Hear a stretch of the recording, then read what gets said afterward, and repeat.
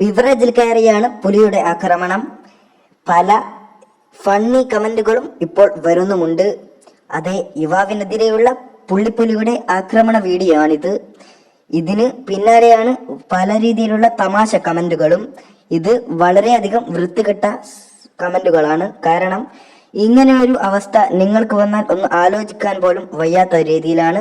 കാരണം ആ യുവാവിന്റെ ഹാർട്ട് ബീറ്റ് എത്രത്തോളം ഉണ്ടെന്ന് മനസ്സിലാക്കാൻ പറ്റുന്നതേ ഉള്ളൂ.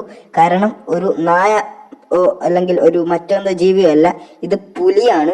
പുലി എന്ന് പറഞ്ഞാൽ അറിയാമല്ലോ, ഒരു കടിക്ക് ഇറച്ചി മുഴുവൻ വന്നുപോകും. അമ്മാതിരി കടിയാണ് കടിക്കുക. അത്രയും അപകടകരമായ ഒരു ജീവിയാണല്ലോ പുലി.